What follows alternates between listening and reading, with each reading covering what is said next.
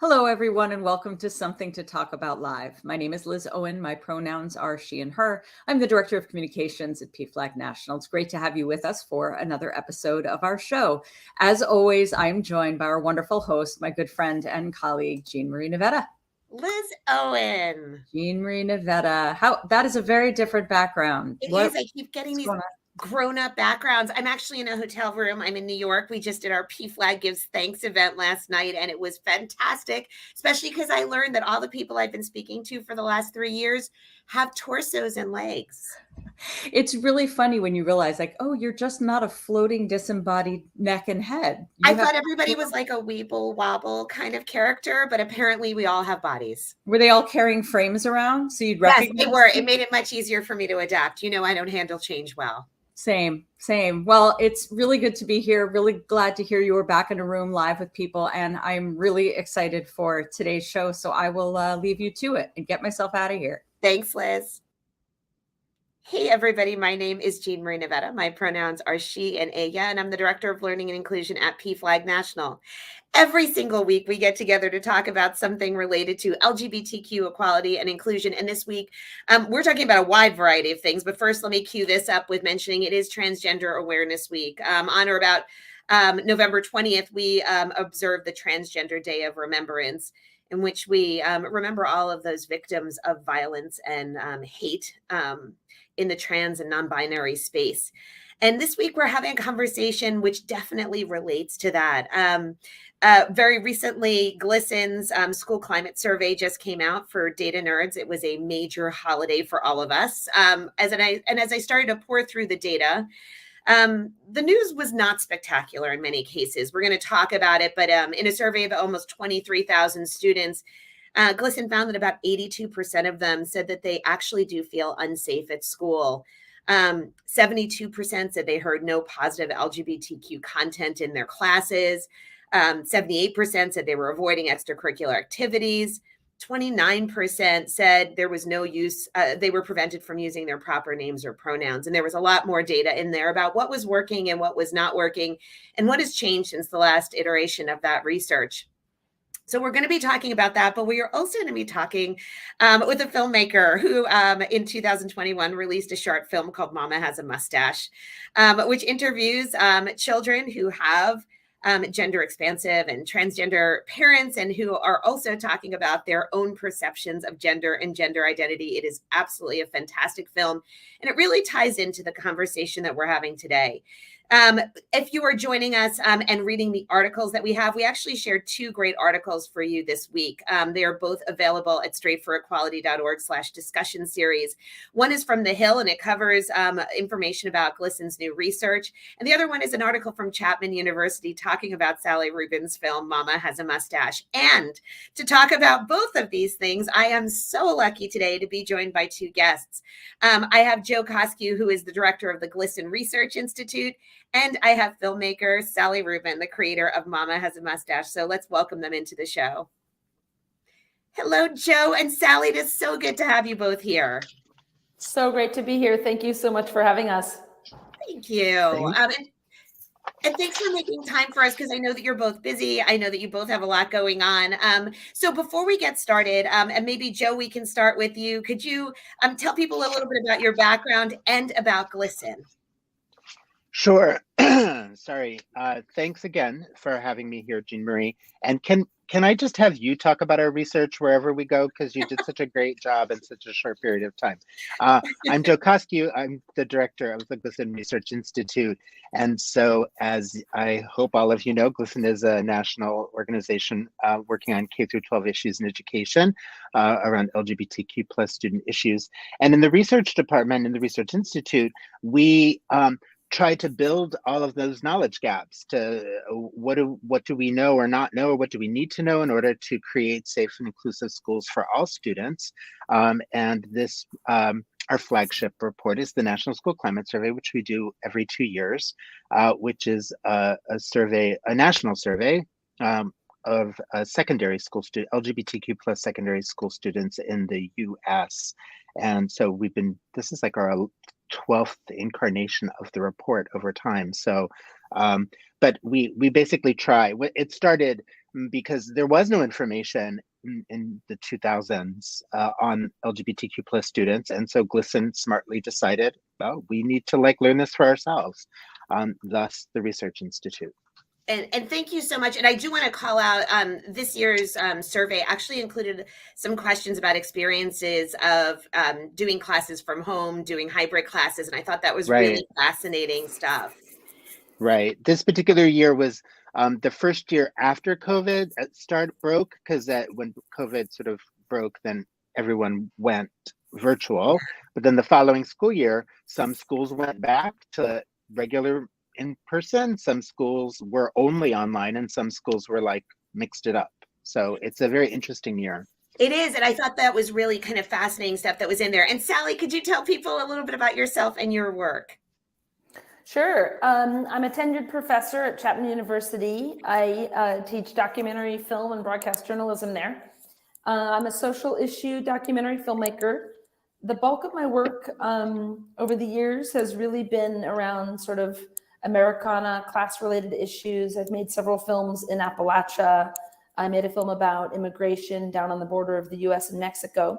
And with Mama Has a Mustache, I was really ready to kind of dive into my own personal experience as an LGBTQ person and also as a parent. So in some ways, it's sort of been my first personal foray into my own identity through documentary film. And it is such a great film. And I'm going to have to ask, because right before we started, we were talking about this. There is a connection between you and GLSEN that I didn't know about. Could you just tell people? Because it really is fantastic.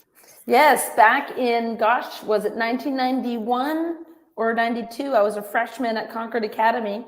And my teacher then was Kevin Jennings, who's the founder of GLSEN. And we had the first GSA, and Kevin taught me and two others. We had a class of 3 people about, I think the class was called Gay and Lesbian History. Oh my goodness. So it was pretty amazing. I love these. So Sally is like a Safe Schools royalty. Sally was part of the first GSA that started in the US that sort of was the beginning of the movement. And and Kevin talks about it a lot, and he'll be excited to hear that. It's just so exciting, and I love seeing all these connections kind of come back around. So, Joe, I want to talk a little bit about what the news that's coming out from GLSEN. So the survey's out. Data nerds are celebrating, and the top line results seem to be things are not necessarily getting better for LGBTQ students. Reports of harassment were up. Reports of intervention are down. So for people who have not read the report, could you kind of give a snapshot about what you see as some of the most important findings in the report? I mean, unfortunately, and this has been true, even though we have seen some changes over the scope of the 20 years that have been beneficial, but in every survey year, we find the majority of LGBTQ plus youth are experiencing difficulties in school. The majority feel unsafe in school.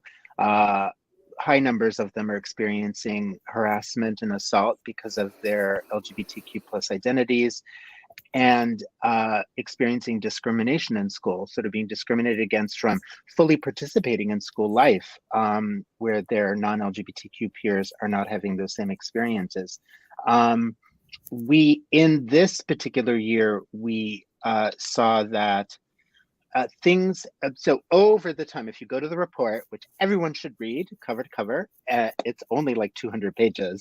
And so you can sort of see that overall, from the beginning, we've made great progress, meaning more and more students, fewer and fewer students are saying that they are having difficulties with harassment and self and feeling unsafe in school. Nevertheless, it still remains. Most are having this problem. In the most recent year, we haven't seen a lot of change in terms of these negative indicators, meaning, I guess it's a good news, bad news. Things haven't progressed, haven't changed a lot from 2019, the last time we did the survey, but things had not been getting better. So what we've seen is sort of like stalling of progress that we had seen in the past, which gives us some concern, obviously, that we haven't seen the great changes that we had seen in some of the past years, and in particular with school supports. Which I can talk more about, but students are we see a huge drop in a lot of school LGBTQ plus affirmative supports in school. So having supportive teachers, having GSAs. So Sally legacy in starting the first GSA, we see a drop in that.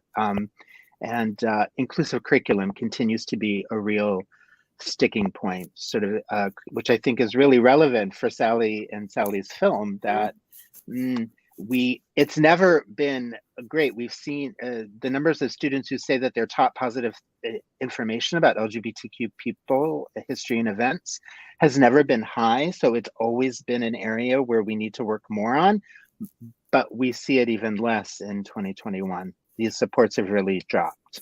Yeah. And just quickly, did you see significant differences between the experiences of LGB students and students who identified as transgender or non-binary or more expansive?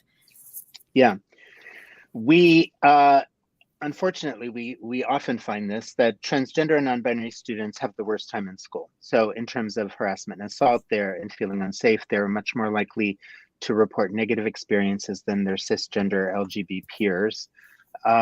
And we find also around sexual orientation, pansexual students often are reporting the worst time in school compared to students of other sexual orientations.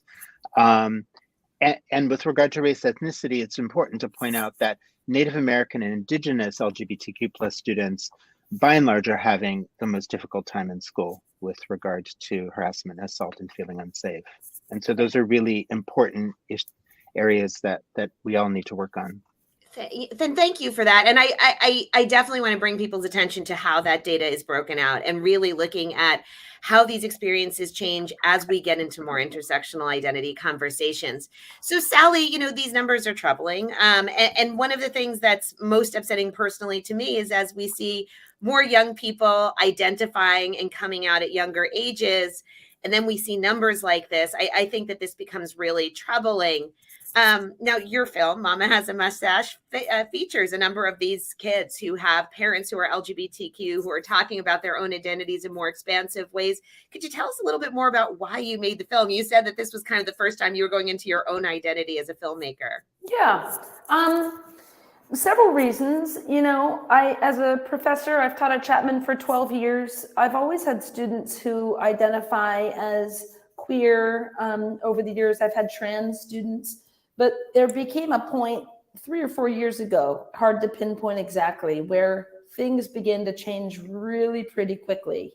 And I remember the tipping point for me. One day I had a student in my class, I just judged her as a typical sorority girl, very nice, terrific student, referred to her as she, and they came up to me after class and said, Professor, I go by they. And I just realized you just can't take anything for granted anymore. This is 2022.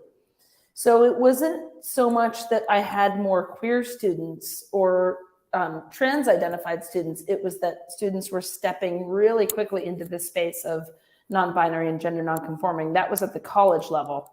And, anytime I make a film, I always think of it as really an inquiry, not I'm going to bang you over the head with a message, but I'm going to pose a question. And my question with Mama Has a Mustache was really, how young is this starting? And what do younger kids, not just college kids, but high school, middle school, elementary school kids, what do they think about their own gender within this new landscape? And then secondarily, what do they think about their parents' gender identities and who gets to be a parent?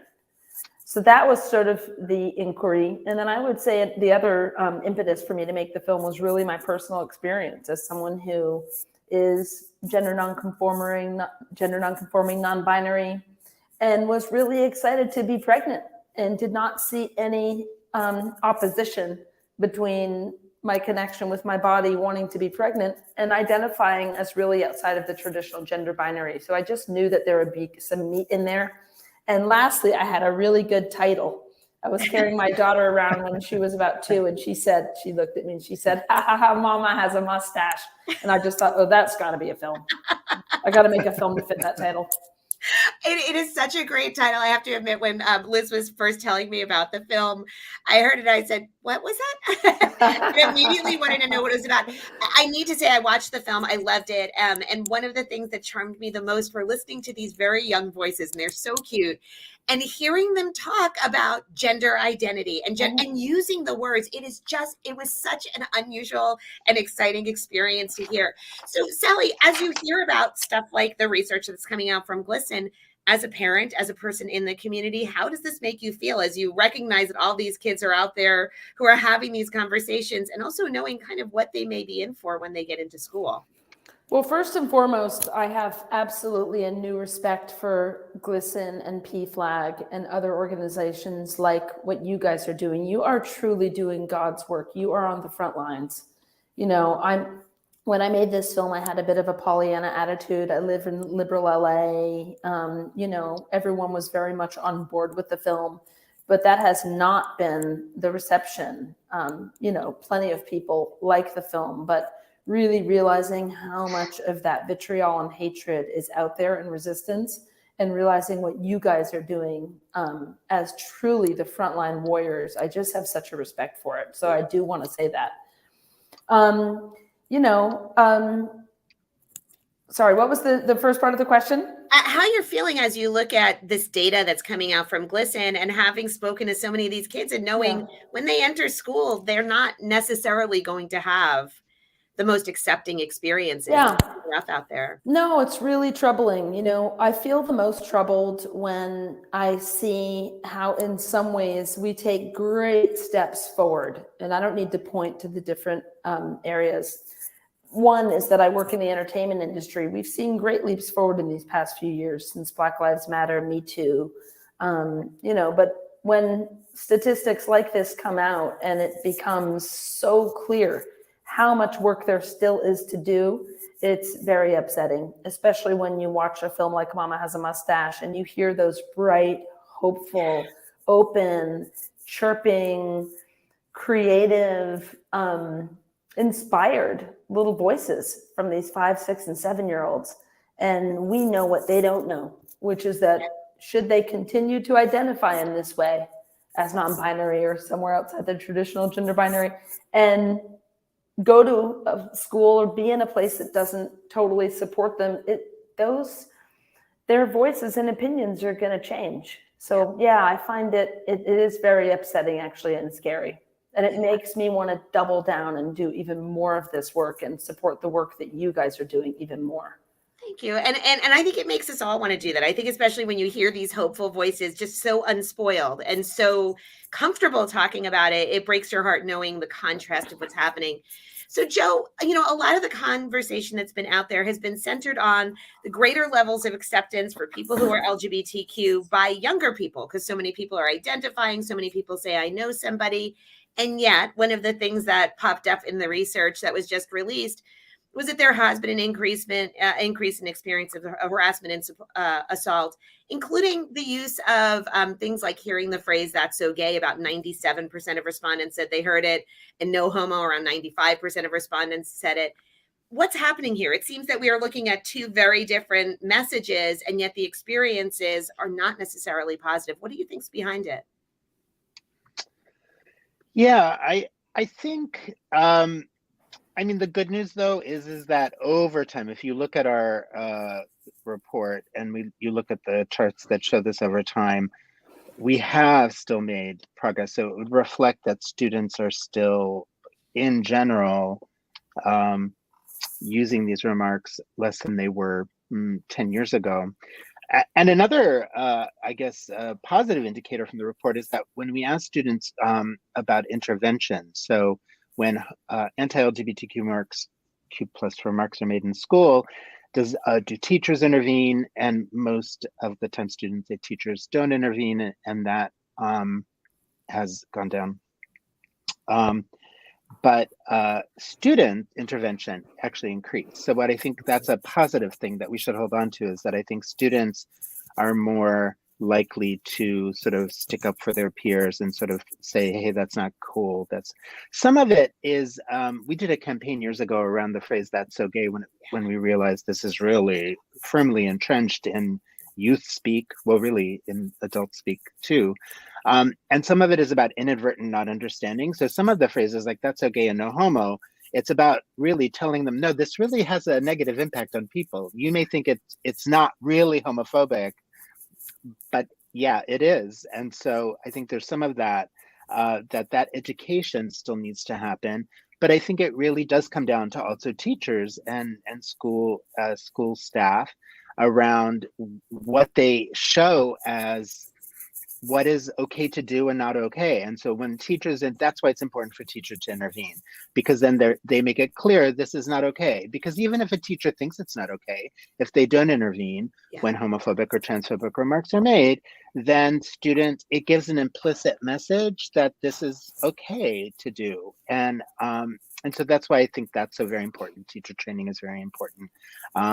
So I think, however, I will say that we do also ask a question in general, are students supportive of LGBT people in your school?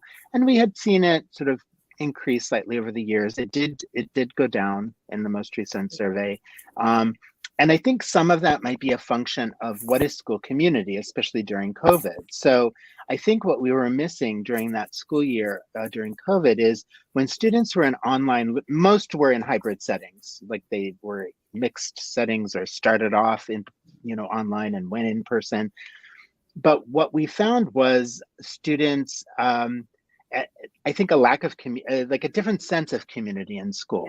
Yes. So the good news is there's less unattended time. So there's not, if you're in an online classroom, you're in the hallway, there's no hallways, right? So there's no chances for people to sort of make negative remarks or to push you around or talk about who you are being LGBTQ plus.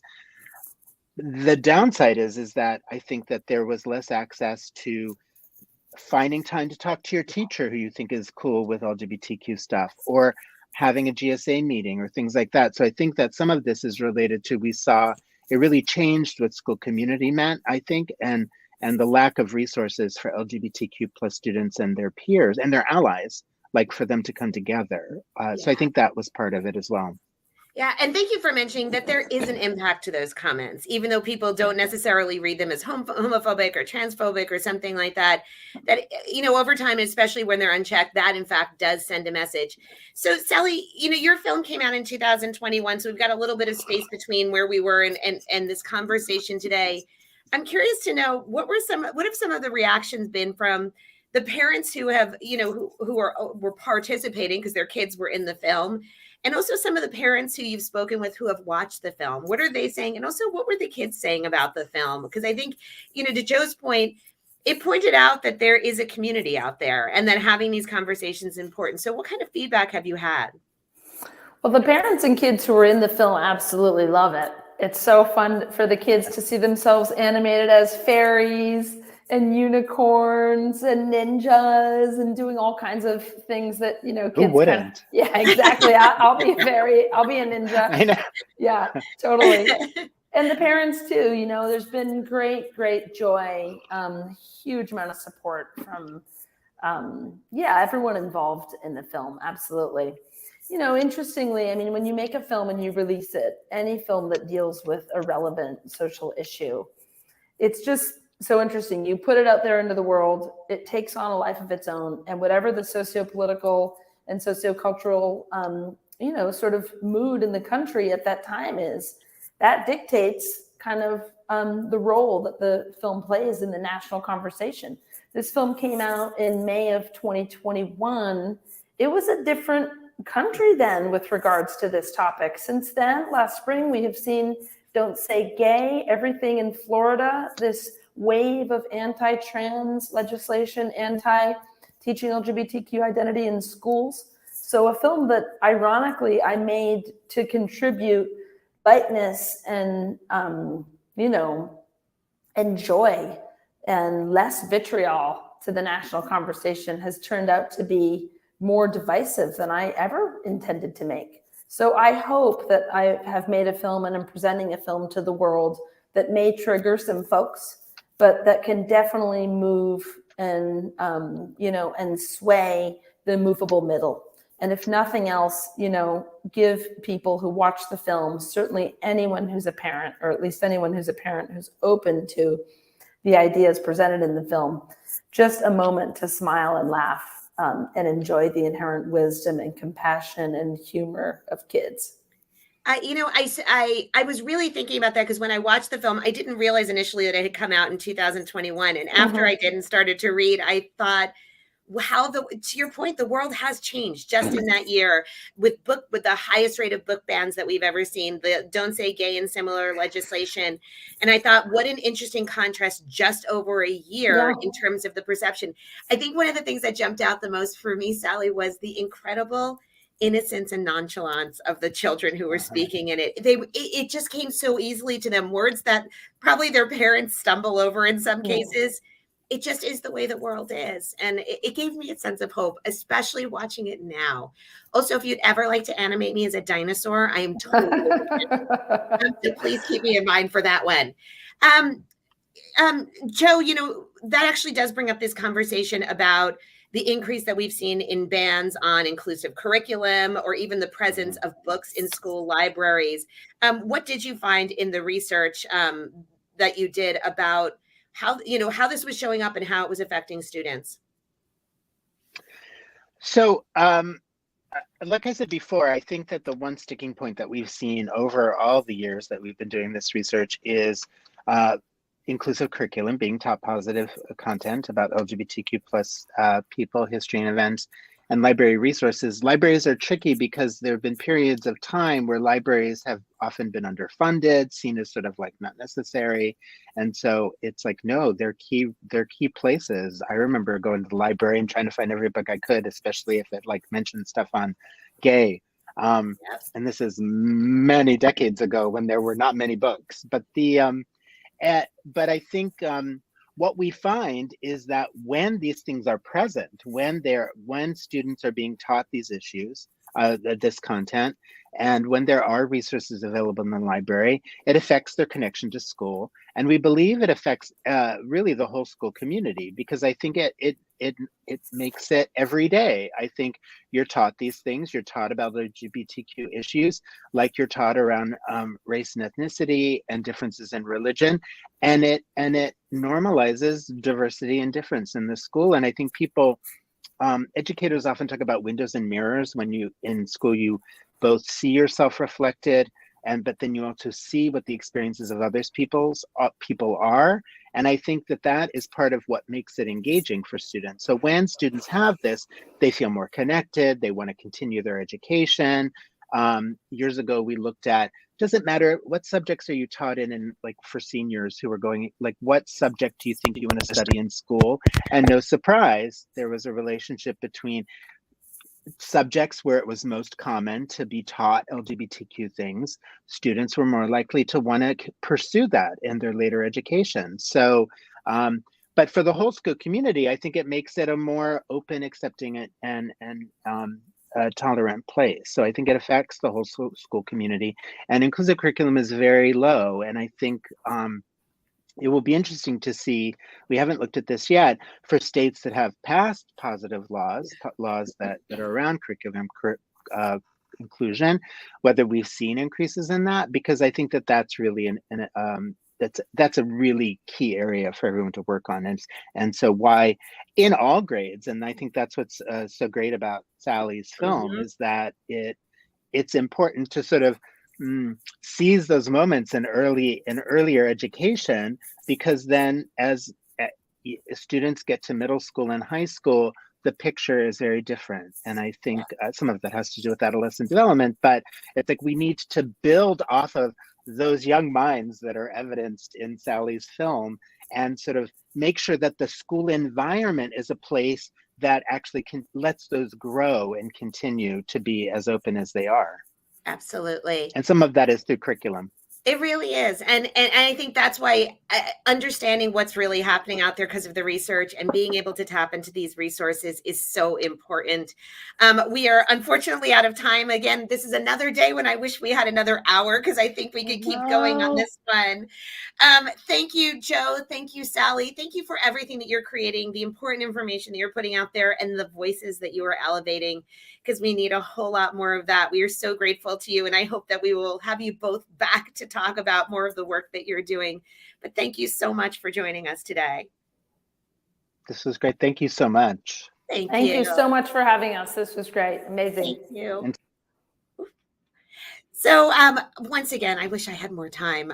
Someday we're going to do the PFLAG After Dark and continue these conversations. We are going to be off next week because we are going to be celebrating, hopefully, with friends and family and loved ones. And we hope that you will be too. So whatever you are doing next week, please be safe and have a really good time. We'll be back the following week with another great show for you. We wrap up the same way every single week. First of all, reminding you to check out the resources from this week's show. Go watch Mama Has a Mustache. Check out that GLSEN School Climate Survey. And as always, make sure that you are running fast, laughing hard, and above all, being kind. If you need help, visit us at pflag.org. And I will see you in a couple of weeks. Bye, everybody.